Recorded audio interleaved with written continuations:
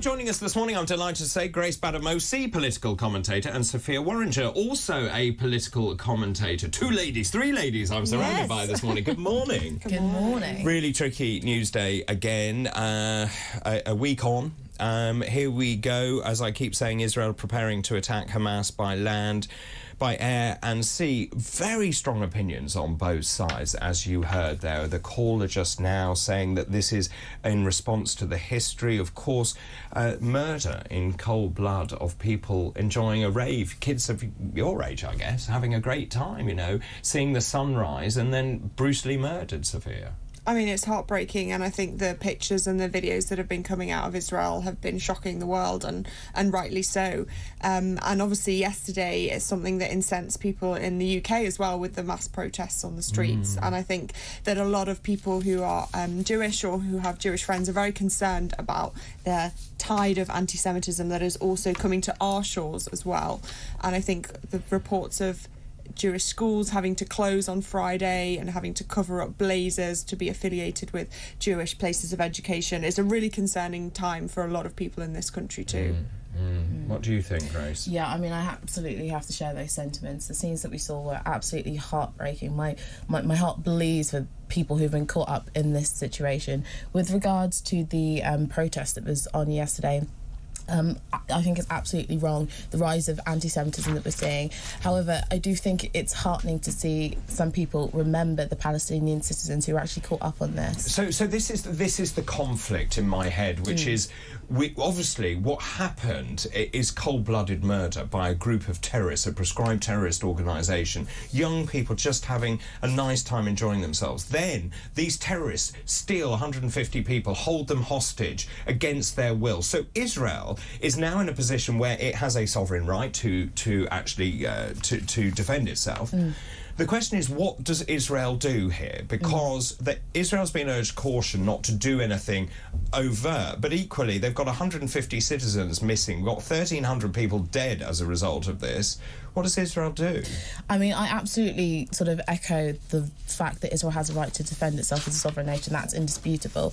However, I think a lot of the actions that we see Israel taking don't fall in line with that. For example, the calling of the evacuation of 1.1 million people in northern Gaza and telling them that they're going to have a 24-hour window to evacuate and this is a safe route, and then bombing that safe route does not fit in line with that. Israel says that shouldn't have happened. We're looking into it. I mean, that's cold comfort for those people who were bombed, isn't it? Like, what is the self-defence argument of bombing an ambulance? What's the self-defence argument of shutting off food and water and electricity? What's the self-defence argument? And that brings us nicely, Sophia, to the fact that you've got 1.1 million people being told to leave. That includes people in intensive care, in hospital, who need medical help. They need oxygen. They need drugs. Yeah, but also the ruling party of the Gaza Strip, Hamas, they are using those citizens as a protection, as a human shield. They are making it sound like Israel is not able to make them leave, but actually they also do not want them to leave. And Egypt, which also shares a border with the Gaza Strip, is making it difficult for citizens to leave through the southern border as well. So they're playing to this idea that no one can leave, but actually they want that because they want to use the humans as shields, as a way to deter an invasion by the Israel army. So what should happen now? In terms of the Rafah crossing, we said 17 British nationals missing or assumed dead, and of course they've been told to go south so they can go across the Rafah crossing. What does Egypt do? Because you've then got 1 million people on the move. Well, Egypt, I think, should step up. I know it's difficult. The numbers of the refugees is kind of incalculable. But if they're going to be supportive of their idea that civilian life should be protected, then they do need to open that border and make it easy for people to move across that border into safety. I think, that the Egyptians sort of share that sentiment. However, the issue is the Israelis haven't been able to give any guarantee that people who are crossing and humanitarian aid that is crossing won't be subject to airstrikes, and that's the issue here. If the Israeli government can give a guarantee that people who are crossing are going to be safe, then I think Egypt has said they will reopen. Well, and also bear in mind that Hamas also is countering this by saying don't move. Yeah, I was just about to say that, because if, as you was quite rightly said, if Hamas are saying, well, we need to keep these people as a human shield, these poor people are just pawns really. I see them as just pawns. They've been moved from, it's just like a chessboard. We spoke about it earlier. They're just being used at the moment, which, can you imagine how terrifying that must be for the people that have actually got there, and then to know that that border's not open. And I mean, you're young political commentators. Do you feel, that the Egyptians should open their borders and welcome these people? I mean, I think absolutely the border should be opened. I think to everyone. I don't know about to everyone, because at the end of the day, Palestinians live in Palestine. That's the home that they've grown up in. They want to be able to live there, and I think a long-term solution... On the Gaza Strip, because the long-term solution should be looking at living there. However, in the next 24, 48 hours, while this is going on, something needs to happen. So let's rein this back into the UK's involvement. So obviously we sent warships, we're now sending support, not sort of military support, but sort of just general support for Israel as an ally.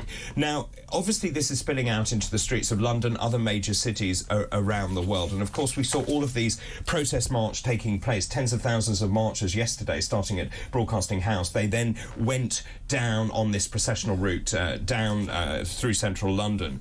Now, they chanted, "From the river to the sea, Palestine must be free." Now, this is widely interpreted as calling for the destruction of the state of Israel. It's regarded to be offensive and threatening by many Jews. We saw pictures. I mean, they're in the papers this morning. This is the front page of the Mail. These two women with pictures of the paragliders strapped to their backs. This is in reference to the cold-blooded murder of young people. And what should we be doing about this? Well, I don't think that's acceptable. I don't think that is support for Palestine or Palestinian civilians, which needs to be protected. This is support of murder. Exactly. This is support of terrorists, which Hamas has been designated a terrorist organisation. Those people who are on the British streets, out and out supporting Hamas, is despicable, and arrests need to be made, and that needs to come down hard on us. If you are living in this country and you support a terrorist organisation, that is not acceptable. And what about you, Grace? I, again, absolutely have to echo that sentiment. Having the picture of those paragliders, you're exploiting the pain and suffering of Palestinian citizens for your own cause. So can I just ask you this? Yeah. Because obviously we know that students, and one of the students that came from Westminster College, known to be quite a hotbed of political activism, but do you think people actually understand the difference between supporting the right for a Palestinian state and the right to support a terrorist organisation, i.e. you don't have a right? Well, I think a lot of, again, it's such a complicated and nuanced issue. A lot of people are drawn from their support for Palestine into this sort of weird support for Hamas, and the freedom fighting suddenly turns into terrorism. Make absolutely no mistake, what Hamas did was absolutely wrong. Killing innocent people is absolutely wrong. When people are showing their support for Palestine, when people are saying that Palestinians are being treated incorrectly, that should never be said to therefore what Israelis have been through is justified. That should never be happening. That's absolutely... It's insanity to me that people think the murdering of babies is ever okay. It should never be a statement that you say, people died, but... there should never be a but after that sentence. People died and that was wrong. Simple. And so just let me ask you the question I'm asking everyone this morning in terms of the British public.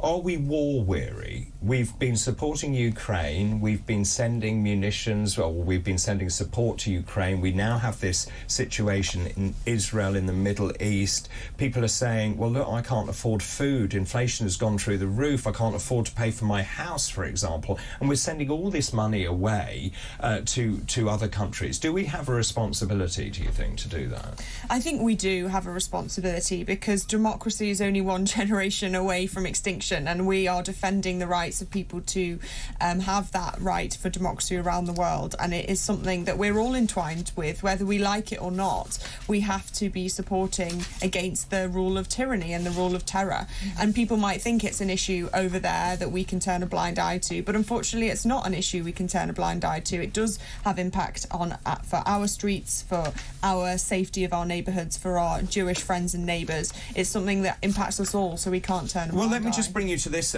story as well. A school in Belfast has faced backlash after pupils staged a completely inappropriate lunchtime protest in support of Palestine and repeated IRA slogans. This was a sixth former, Padraig de Bruin, addressed a demonstration and quoted a speech by the IRA hunger striker Bobby Sands. Our revenge will be the laughter of children. Here we are in a school where we're now referencing more terrorist acts. Do you think these kids actually know what they're doing? Absolutely not. I think I see this with commentary across both sides, that essentially you have an incredibly complicated and incredibly painful situation being reduced down to 30-second videos and 10-word tweets that really reduce down people's pain and suffering. So you end up with children in schools saying stuff that they really don't understand. Because they haven't got the whole picture. Yeah, they haven't got the entire picture. The Republican movement in Ireland and Northern Ireland has always had that close affinity with Palestine, and if you go to Belfast, often there's some murals on the wall of this pro-Palestine, and they see themselves in solidarity with that movement. So it's no surprise that the young people in that school are being fed this idea that they are also part of this kind of oppressed group, and they need to stand with those neighbours. And that's sorry. Yeah, Monica. no, I was going to say, but how do you think that's wrong? Do you think that's wrong or right that they're being, guided and as you say? I think it's wrong that they're being guided. If the teachers are involved in that, the teachers were there, and they saw what happened, so they're complicit in that. I think that's very concerning, and it's easy to do those little sound bites and to do a speech when you're 17, and then when you're older you will regret that. Yeah, you you're don't an understand the ideologue. nuance. At 17, you're an ideologue, aren't you? Exactly. And you maybe don't use words that you don't really understand the derivation of those words or indeed the meaning of those words. Very quickly, we have to go to a break. BBC Arabic in a lot of trouble because the whole point of broadcasting is to be impartial, or being impartial as you possibly can. There are all these allegations about the BBC being embroiled. This is BBC Arabic reporters essentially backing Hamas, making comments on social media that seems to endorse Hamas. One comment where someone liked to comment showing a video of jeeps loaded with bodies and kidnapped civilians. The comment said, "A proud scene photographed by me." We've got a reporter in Cairo liking a tweet referring to Hamas as freedom fighters. We've got one in Beirut tweeted, "Israel's prestige is crying in the corner." This is meant to be an independent organisation funded by us. Yeah, outrageous. Those broadcasters need to be sacked and removed straight away. They shouldn't be making comments like that. But it's also concerning that they were able to be employed for so long without this coming to the surface. And I think there needs to be hard questions asked about the impartiality of how they can broadcast and report on issues if they're using choice language like And this. Grace, the BBC's response is, "We're urgently investigating this matter." Is that enough? Well, that's not very good, is it? I mean, particularly with a situation like the conflict going on in Israel and Palestine, the rise of disinformation is going to be so critical.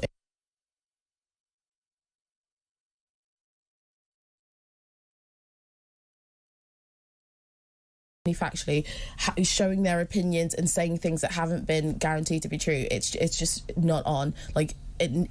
Reporting needs to be facts-based and only facts-based. There's been a lot of that in the social media, haven't there? Pictures, images, where people have posted images of so-called Palestinian strikes or Israeli strikes, and it's completely not even anywhere near that country. And this is the problem. And that's the problem. Well, we talked about it yesterday about disinformation. It's so easy to see something, isn't it? And then tweet it on, follow it on. And you're not going to see the person's retractment about 3 hours later, are you? You're just going to leave with that image in your head. So it's, Let's pause it there if we can. We'll move on after the break. We'll talk about other things that are going on in the newspapers and indeed around the world. Stay where you are. This is TalkTV. Atrocities. Well, joining us this morning is Grace Badamosi, also Sophia Worringer. Let's move on. Really interesting election victory in New Zealand. The opposition National Party has won this election in New Zealand. They're forming a coalition. The reason I think this is fascinating is because New Zealand, well, lots of reasons. New Zealand locked down very hard and fast about COVID. Of course, it reduced the numbers of people with COVID, but at the same time, it had enormous impact in what was going on in New Zealand. So the campaign that seems to have won was based on tax cuts, a crackdown on youth offending, a ban on phones in schools, scrapping of the Labour government's plan to raise fuel taxes. So we're now moving in New Zealand towards more right-wing parties. We're seeing the AFD doing really well in Germany. We're seeing the rise of centre-right, if not right-wing parties in this country as well. Does that say something about where we're going politically? I think so, and it's interesting. Obviously, the former Prime Minister of New Zealand, Jacinda Ardern, was hailed around the world as this kind of progressive leader, and she could do no wrong. And obviously, she stepped down, and maybe she knew this was coming, and that's part of the reason she stepped down and away from politics. She didn't want to lead her party into a defeat potentially.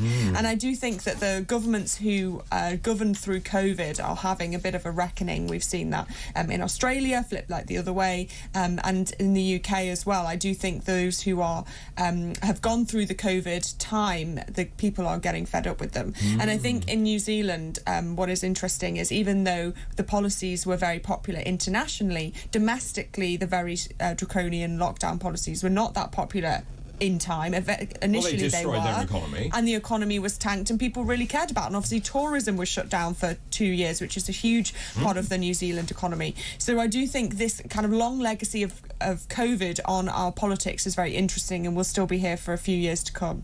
Grace. Yeah, no, I kind of echo all of that. I think it's we can draw a lot of lessons from that election in New Zealand, because the problems that people are actually complaining about are what people in the UK are complaining about, the cost of living. They're talking about I can't afford to do basic things anymore, and they're talking about stagnant economies, and I think we can all agree that we're seeing the same thing in the UK. So in terms of looking at the next election, the government, and I guess as well also the opposition, in terms of looking at the policies that people actually want to see, as you said, tax cuts, as you said, like economic growth. Well, they want cheap food, don't they? They want to be able to live. Yeah, and I think both parties kind of getting drawn away from the core of what the British people are actually telling them, and the British people are yelling quite loudly saying this is what we want in pretty clear terms. So it's really interesting. On the back of those party conferences, Rishi Sunak's popularity has gone down. Yeah. Keir Starmer, covered in glitter, as I keep saying, it was the best bit of the speech as far as I'm concerned. He has had a glitter bomb bounce as a result of that. So the party now, the lead, Labour's lead, according to this morning, The Guardian this morning, has gone up 16 points. The party on 44% of the vote, the Tories on 28%. Starmer seems to be doing well at the moment. I think this is Starmer's to lose. I think, I don't know if this is Starmer's to lose. I definitely don't think that the election is as done of a deal as people make it out to be. I think if the Conservative Party essentially get their act together, if people come and think by being Conservative, if the Conservative Party actually get their act together and hear what the British people are telling them, I don't think this is a done of a deal as people are talking about, essentially. And if you actually look at the Labour kind of conversations that are going on, if you actually hear the policies that they're proposing, this isn't what people want. And I think once you get past all of the kind of kerfuffle of political commentary and you get down to the nitty-gritty of it, the Labour Party are out of touch with the British public. Are they? They're also not telling us what they actually will do. We've had a few drip feeds of announcements. The Shallow Chancellor has said a few things in her speech, but they're still fairly minor things, and we actually need to see that vision laid out for the people to decide whether they want it or not. At the moment, it's just about being statesman-like, and obviously that is important if you want to be the future government in waiting, but people actually need the policies, and they need them to be clearly set out so they've got time to think about them ahead of the election. Do you think they know their policies? I don't think so. I actually don't think so, because there's only so far that being not the Conservative Party can take you. There's only so far that you can market yourself as not the Conservative Party. I think they're trying to bide their time for as long as possible, hold out without having to actually commit to things, because governing is so much harder than being in opposition. So that's kind of what I meant by it's theirs to lose, because they're saying nothing, aren't they, until they have to say something. They're almost doing it and watching the reaction. So they drip feed a policy and they're, well, that's not very popular, so we won't do that one. Exactly that. That's for me, that's what Labour are doing. They kind of drip, drip, drip, drip, drip, but we don't get anything concrete. What do you tell me exactly what you're going to do if you came into power? Well, as you say, I'm not sure they know. Now, obviously, the SNP has a conference going on at the moment. Of course, they're in a bit of a pickle at the moment, aren't they? The SNP annual party conference begins, I think today, actually. And guess what they are concentrating on? Scottish independence. Is that the right policy for them? Well, it's in their name. Surely that's what they've got to go for. But hang on a minute. Drug deaths at an all-time high, a terrible economy. They've got terrible inequalities. The health service is falling over.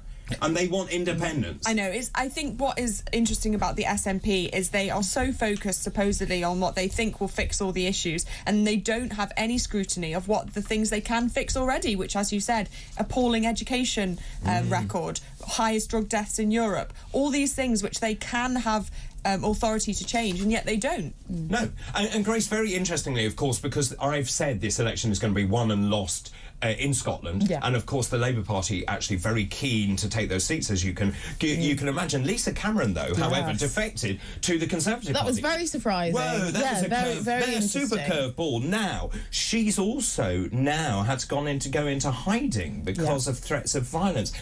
Why would anyone be a politician?